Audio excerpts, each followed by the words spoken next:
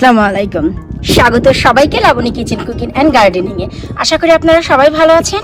আজ আপনাদের সাথে যে ভিডিওটি আমি শেয়ার করতে যাচ্ছি তা হচ্ছে উপযুক্ত লতির জন্য আমরা কি ধরনের টব বা কতটুকু গভীর টব ব্যবহার করতে পারি এবং কি ধরনের মাটি ব্যবহার করতে পারি।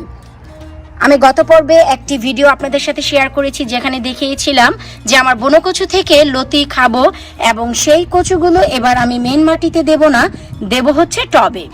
আর একটু লক্ষ্য করলেই দেখবেন টবের গভীরতা অনেক অনেক অনেক বড়, তার মানে হচ্ছে অনেক বড় একটি টব আমি প্রিপেয়ার করছি। আর এই যে দেখুন, এই হচ্ছে ভাই মাটির অবস্থা, খুবই স্যাঁতস্যাঁতে এবং সম্পূর্ণ টবটি আপনার মাটি দিয়ে ভরা এবং পানি দিয়ে ভরা।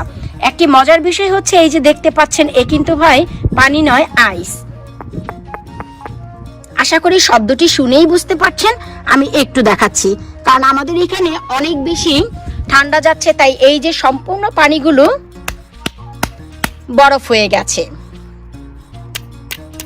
তারপর আমি আরো একটু ক্লিয়ার করে আপনাদের দেখাচ্ছি, এতে করে বুঝতে সুবিধা হবে।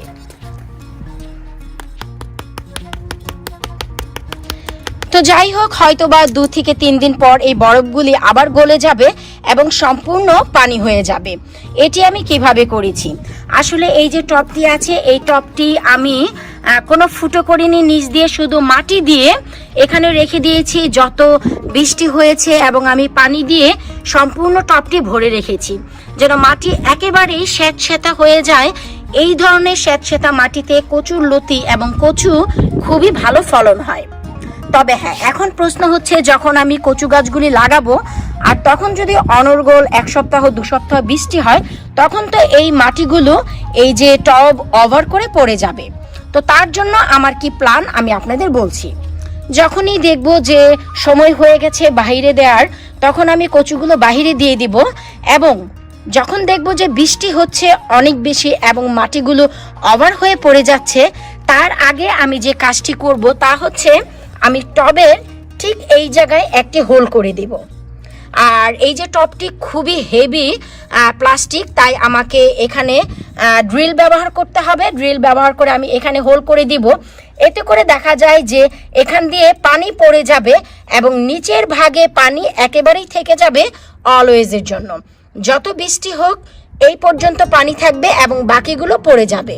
এতে করে দেখা যাবে কচুর নিচের শিকড়গুলো অলওয়েজ ভেজা এবং স্যাঁতস্যাঁতা জায়গায় থাকবে এবং উপরিভাগ মাটি হয়তোবা রোদে কিছুটা ড্রাই হবে, তারপরেও নিচের ভাগ অলওয়েজ স্যাঁতস্যাঁতা জায়গায় থাকবে।